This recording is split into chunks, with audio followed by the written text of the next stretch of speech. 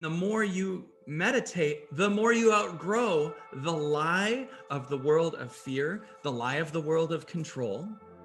The more you move to a consciousness where you purge the egoic structure, right? So that at first that you feel the pain because your attention is back and forth between the ever expanding true consciousness of what you are and the fear.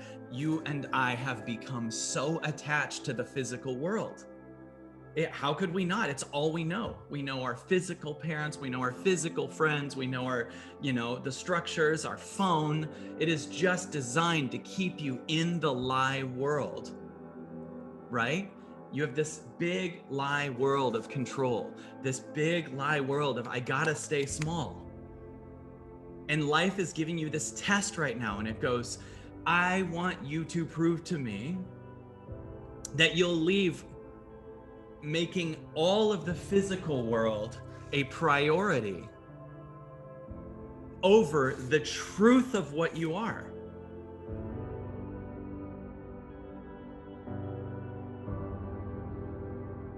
I want to talk about something that could really, really affect how long you meditate this week, today and tomorrow and Sunday, and for the rest of your life if you want. One of the things that our ego often wants to do is see results. And if it can't see the results, it gives up. And meditation is something that you do and you're getting results every second, whether you see them or not. See, if you're really listening to silence, all kinds of changes are happening, and your ability to see results might not be there because it's taking you to a world that you've never been. So usually results are measured through an egoic structure that knows how to measure results based on what it's seen so far. But when you're meditating the way we're meditating, it's very possible you're going into new territory, right?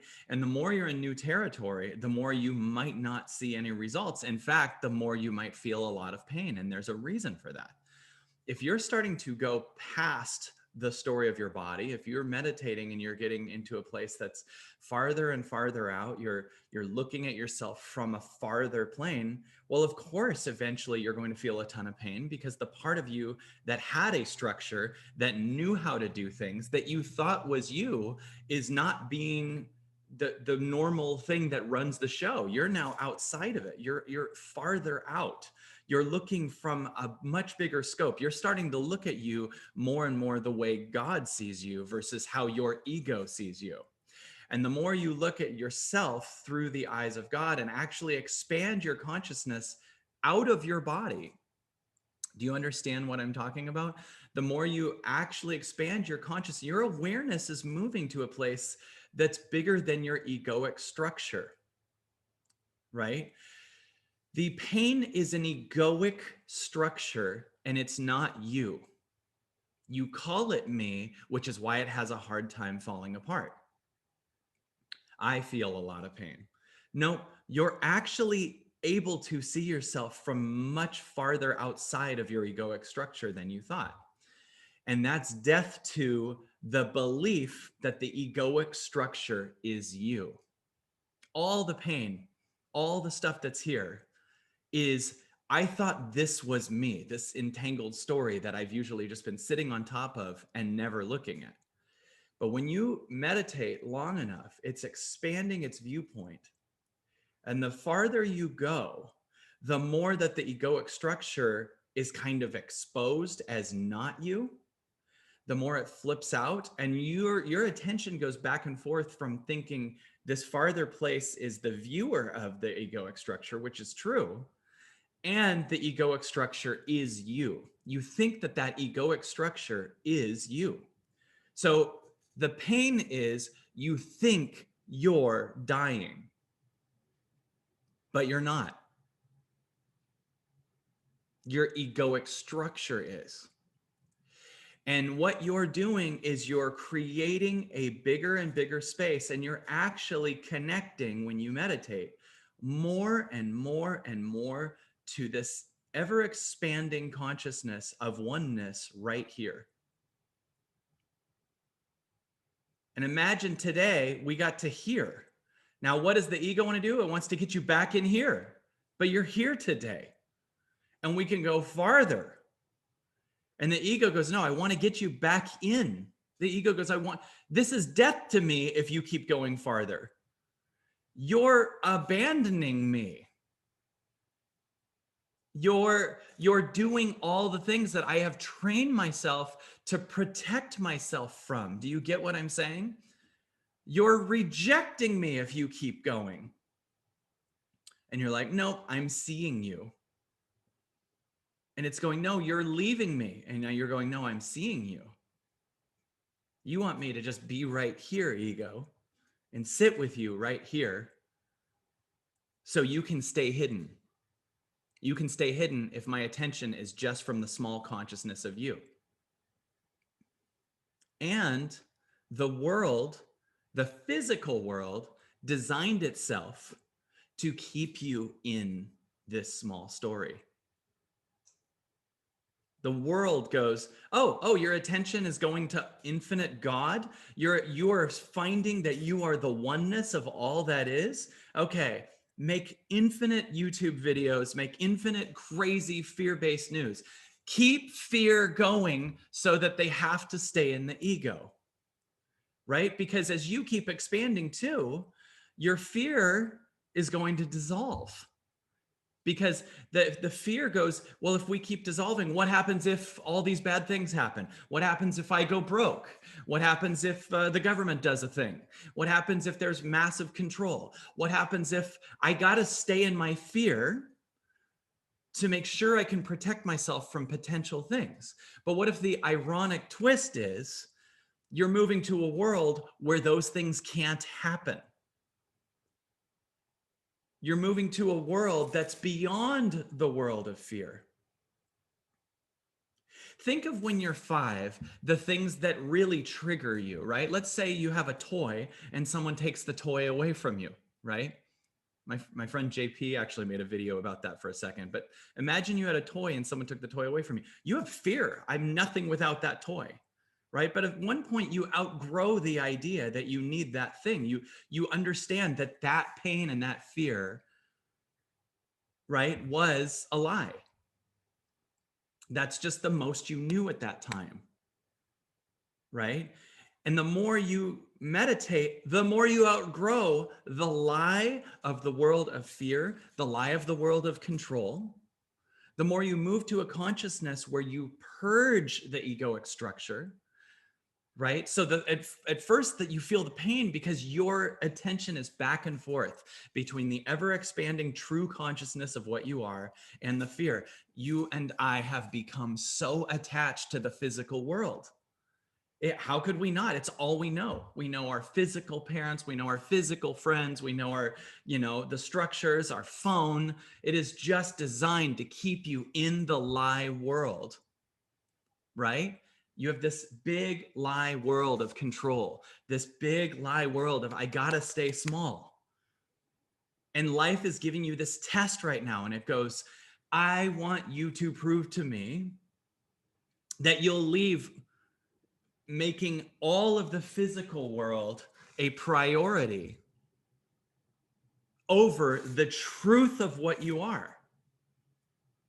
Now, this is probably too much for us to comprehend, but quantum physics shows the farther you go into the oneness of what you are, the more the physical world changes around you.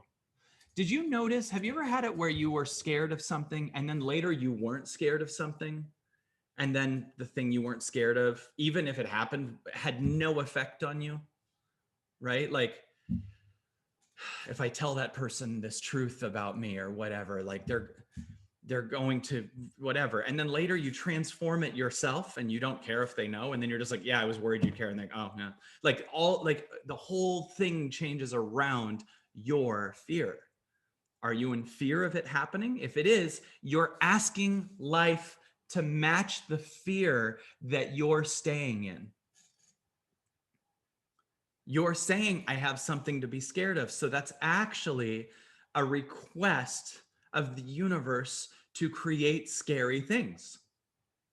You have the option of moving into this expansive consciousness all the time, But what are you declaring to the universe? Check my Facebook, check my phone, blah, blah, blah. I'm asking for fear. I'm requesting fear. I'm requesting the attachment to the physical world versus the understanding of what I am. I'm too attached when you're actually not. I egoically believe I'm too attached. And many people after this event's done are going to make all the moves to show that they're attached to fear, which is a request of the universe to keep being scary. I mean, every one of us knows people who we see are scared of something happening and often have it. I have one friend who for years was scared she would get in car accidents and did maybe once a week. Right? Have you ever seen someone like that? They're always scared that a specific thing will happen, that they'll go broke. And then weirdly, they keep attracting it. It's like you're saying to the universe, please, I'm scared I'm going to go broke. I don't want to go to a consciousness that's past this. Please keep me scared. And meanwhile, we're expanding to here. So here, there's two choices. Like you could go, oh, I meditated yesterday, maybe a collective of 2 hours and 15 minutes or whatever we did yesterday. Maybe a little bit more, right? And today I can go back to the familiar fear-based world. This is mom and dad raised me. This is I'm still in the small thing. This is I have an amalgam of addictions that I can go to constantly and not quite meet the truth of what I am. Or today we can go farther. Now, why would we pick farther when we know nothing about it? The ego's freaking out. It goes, the fear world is familiar. I actually need fear to exist. And the soul is like, yeah, you don't, because we're going into the truth of what you are. There's no such thing as time. There's no such thing as issues. There's no such thing as all these things. And the more you go into the oneness of what you are, you create space for the fear-based world to dissolve. Because it's not just your fear that you're transcending. It's the collective fear. You specifically are transcending the collective fear. And you don't have to teach it to a bunch of people. Imagine if this was your dream. Everyone in the dream, in a real sleeping dream, you created. They're all images in your head. So imagine that there's like a frequency of fear here. And when you live in it, you're asking for a world of other people that are in their fear. And imagine that you keep moving forward into the oneness and the truth of what you are. Just because it's unfamiliar doesn't mean it's not the truth of what you are. So you keep going past it. And then you go more into what you are, but your addiction to your old story, like withdrawals, when you stop drinking or having any addiction, kick in. They're loud right now. Shit, you're leaving me? Well, welcome to withdrawals. If you stop smoking, you feel withdrawals. If you stop egoing, you're going to feel withdrawals. Right? The more you go out into the oneness of what you are, the more you're actually meeting your actual self. But the ego is going to be loud, and it's like, no, the same way someone quitting alcohol, their alcohol ego on day 3 and 4 is really loud. I gotta have a drink. I gotta have a drink. Right?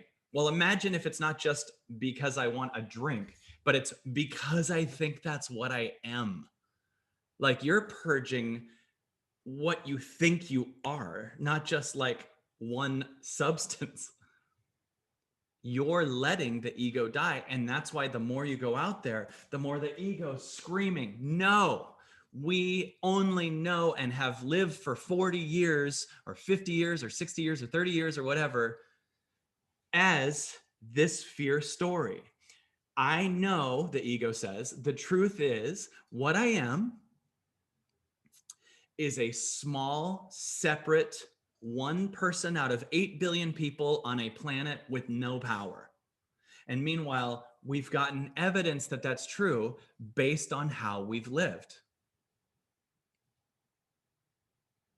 Right? And what are we doing? We're going past that. So the ego's screaming, no, no. I'm this small story. There's a horrible thing planned for us. We're all going to be screwed, whatever. And you're moving to a consciousness of a world that's never been planned. And it's not scary. See, if you think something's scary, you'll stay in the small story. That's why the only way anything has power over us is fear. The only way the wrong relationship has power over you is fear. The only way a job has power over you is fear. The only way the news has power over you is fear. The only way the government has power over you is fear. The only way is for you to stay in the smallness of what you are, to be under the constant illusion of fear. But the truth of what you are is infinite love. And you have to not just know that while living in the fear body and telling everyone that while making the moves like you live in a fear body, right? But moving to the oneness of what you are. So we're doing that. So when you start to meditate, one of the things people say is not only, I'm not getting anything out of this. Yeah, you are. Everyone is getting the exact same amount. Might be measurable in different ways, but everyone who meditates for 1 hour is getting the amount of change. It's not based on what you measure, it's based on how long you do it. And your ego needs to stop looking for results measured through the ego's mind. Right? So when you meditate, you're listening to silence, and as far as your ego's concerned, often nothing's happening. Or I just feel pain, or it's just a wall. Right. Because your ego's doing everything it can to stay alive because you think that's you. And we speak that way. In fact, watch how much we say, I'm feeling blocked. No. The ego is. The ego is. There is no you. That's more like day 3 shit. There is no you. What do you mean I'm feeling blocked? No, the ego's pattern is feeling blocked.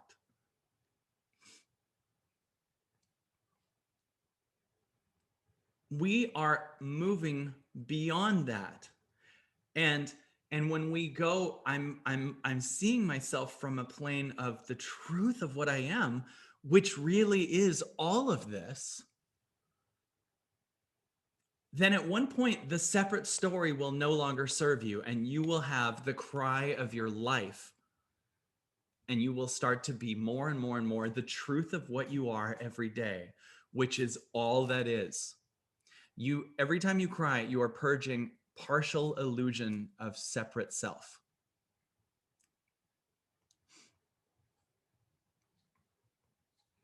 And the greatest thing you can do for everything in your life is this, in my opinion. Oh, I got money issues. It's a traumatic, egoic hold on to get love in a certain way from your parents in your childhood or someone that was your guardian or whatever, for you to have money issues. I have health issues. Yeah, your body is holding an addiction to a small, separate, egoic self. That would be stressful. And there's sometimes where you can change how you eat or take the right vitamins or whatever, but also at one point, we have this ability to move to this oneness plane and see whatever stressful thing is just screaming to stay small in order to protect yourself from 1981. The hurricane, as we learned last night. Like if you grew up and found everything's a hurricane, you're going to go into the rest of the world moving like everything's a hurricane. So if you have a body that lives as a normal place and calls it me when it's in fight or flight, then calm peace is death to you. Everything being okay is death to you. Let's think about that. Everything is death to you.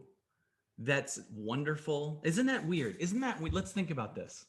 There are people that would rather do dangerous things, talk crap about someone. Some people would rather kill someone than sit with themselves. People are always like, that's so brave. That person went out and did the thing. That's true. This is the bravest thing because this is you actually accessing you. And you are actually finding you. And it's the death of what you thought was you, but it's not you. You thought it was you, but it's not you. There is no separate self. And the more you meditate, the more you get proof of that. And when I say there is no separate self, do you notice your ego kicking in and trying to disprove that? It would rather prove me wrong and say I am this small separate self than you would rather learn the essence of what you are and disprove the ego. The ego fights for its smallness. The ego wants to kill us. The ego says, eat that addictive thing, cause that problem over here, right? The ego is actually not that great. And the ego only exists out of patterning, but there is no actual ego. You can't actually find it anywhere. There is no ego. But you've just sat in the idea that there was an ego forever, over and over and over again, but it's still just a projected image. And all you're doing when you're meditating is changing your attention to the truth of what you are, and the illusion of what you're not is screaming. Think of how many things in movies, right? There are bad guys or the bad villain kind of dies when it gets seen. I was thinking of this not too long ago. Like I use this as an example on one of our Wednesday night calls, but like Rumpelstiltskin literally says, I will take your firstborn unless you say my name, meaning like unless you identify me, right? And the pain is that you can't identify it, right? But once you see the ego, everything that's dark, once you shine light on it, has no power over you, right? So the more you are okay with your own darkness and bring it to the light, the more you're going to watch the whole world, the light shining on everything, right? Like, what's the Wicked Witch in The Wizard of Oz? She just starts melting. I'm melting. I'm all illusional power. I'm just screaming fear. Even the Wizard of Oz there's no one behind the curtain, right? Like, just don't worry about that. We're all not as powerful as you think. All fear has no actual power. Now, you can wait and find this out when you die, or we can let the ego die now and have an incredible life if you truly dedicate yourself to this massive space. Now, check this out. If it turns out you are receiving that you are all that is, don't you think you would also choose life experiences, relationships, be able to receive finances, different things that are better, right? Like you're willing to learn to receive that you're all that is. So you're not going to be scared to receive $1 million or an actual good relationship. In fact, what dies with the ego is the part of you that accepts mediocrity in certain aspects of your life.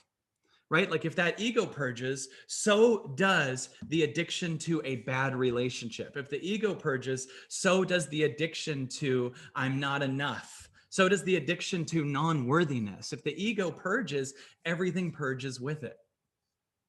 Everything that's negative. Then your ability to receive, it's not even an ability or it's like this, I got to receive bigger than myself. The self that's scared to receive is gone. It's dead. So your ability to receive matches just the frequency you're at. So magic will have to come to you because that's physics. That's actually scientific physics. Your ability to receive is literally based on your ability to receive the magic of the oneness of what you are. And you deserve to receive huge today. If you're willing to go through the feeling of a little bit of darkness so that you can feel through the aspects of your ego dying into you, it's just dying into you. That's not you dying. That's it dying into you. You're creating a space for it has to purge, right? It has to purge. And the more you go into the oneness of what you are, the more the ego will have to purge into you. And if you're all that is, you're not going to be scared to receive. It's just normal. You won't even have that part that's in the ego, but learning to receive. Okay, I'm going to do something confident. Okay, I'm going to say yes to this really good relationship. It's just normal. It's the normal match. I'm going to say yes to this. I'm going to get over my thing. And who's saying that shit? That's the ego, right? Are you with me so far? You are all of it. You are worthiness. You are infinite worthiness. There's no egoic worthiness to get over. Now, you might need to feel through it and do it at one point, but all you are is worthiness. I mean, worthiness beyond anything you've ever understood. Not just worthiness of getting a raise, like your worthiness is oneness, right? Your worthiness is oneness.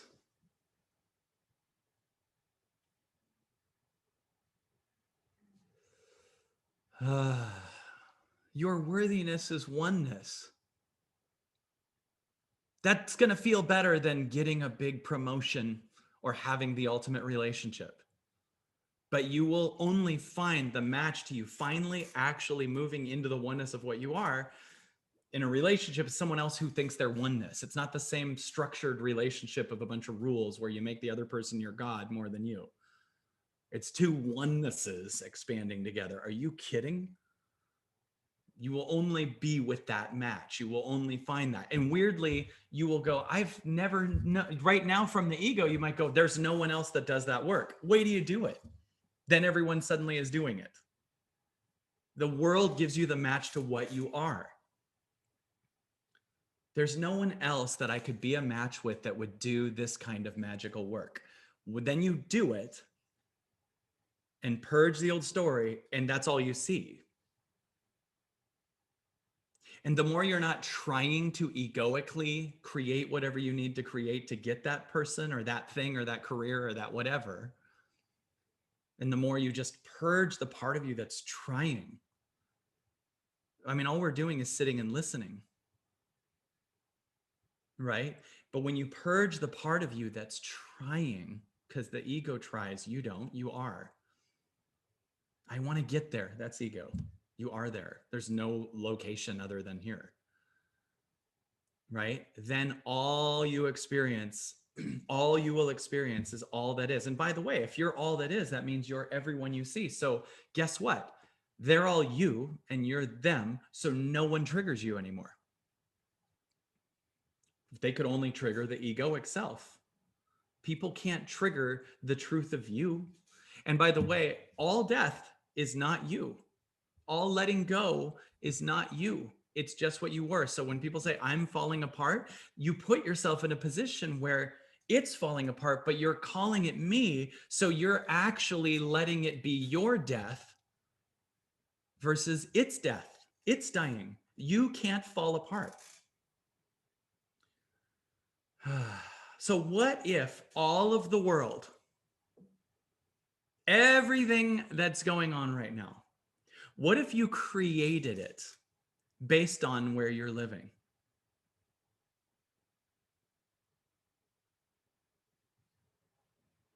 What if the whole world is the exact mirror? Do you notice how triggering the world is? Do you think that's the world waking you up? Are there aspects of the world that actually feel familiar to your parents, like the way society moves kind of feels similar to your childhood in certain ways?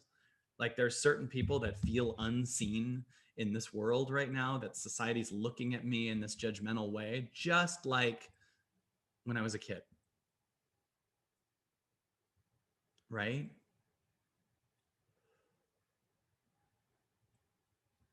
What if we stop grabbing onto the story that we are the separate self? And what if we listen today for a longer period of time, do some great work, and let the egoic pattern come up more? Now, sometimes it might really feel like death if you need to, walk around, but don't grab onto an egoic structure. Don't grab onto the phone. Don't grab onto Facebook. Be willing to do this and know this. Even if you meditate today for whatever we do, a total of 3 hours or whatever, and you swear nothing's happening, promise me that you'll understand things are happening even if you can't see it. You sitting here like this could feel like nothing, but it's everything, because the universe is constantly in flow. The universe is constantly moving. It's always moving. It's doing all this flow. It's always working on you.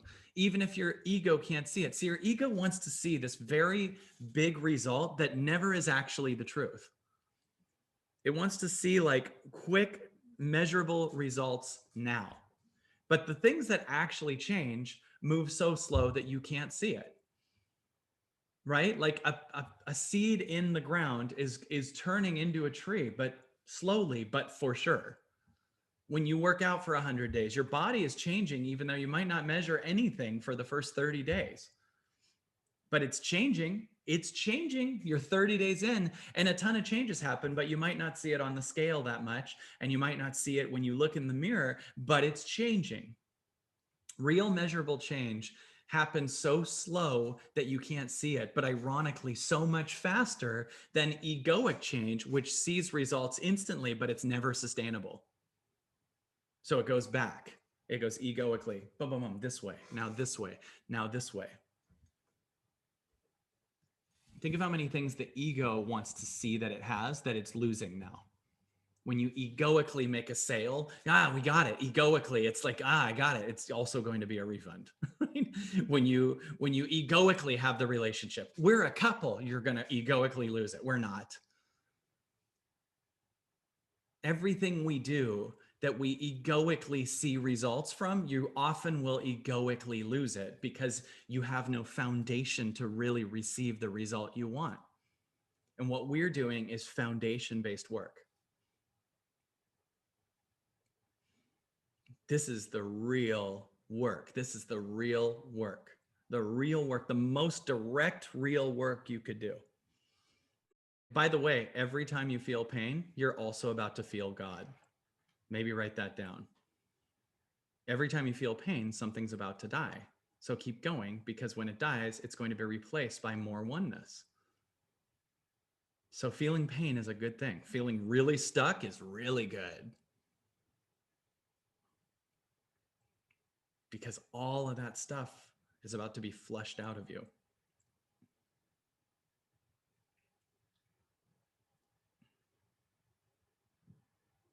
Take a deep breath in.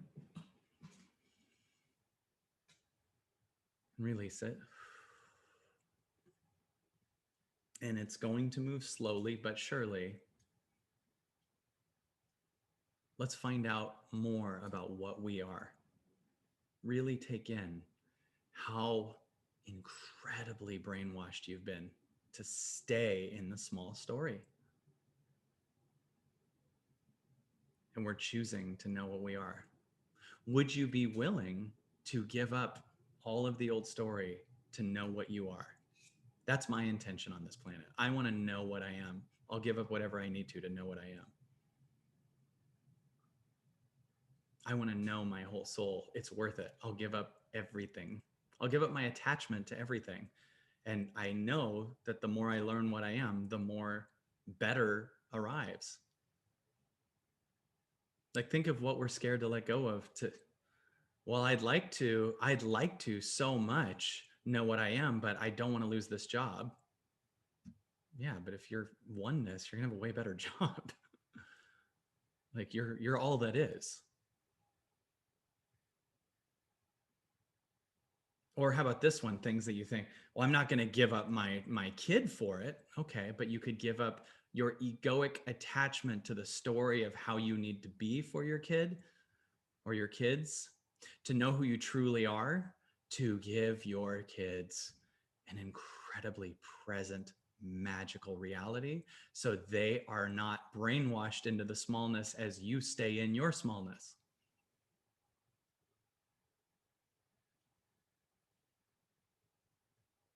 Our kids need us to do this. Our kids need this.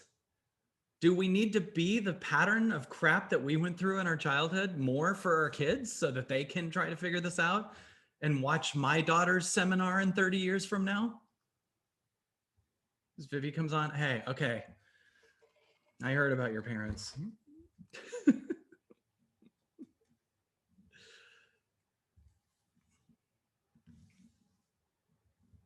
I have to do this for Vivi. I see there's reality here. I see, what? I'm going to have the courage to go there. Don't you want to have the courage to go there?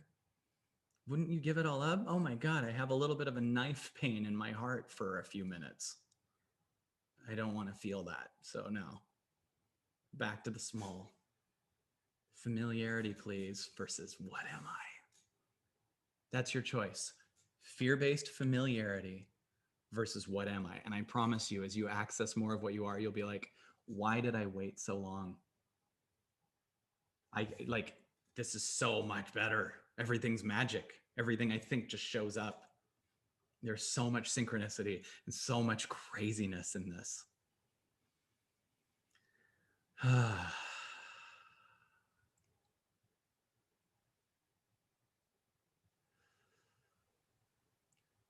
Love you guys so much. I had a big meditation, and all of that stuff that I just said to you came up in that meditation. Wouldn't have happened had I not meditated this morning.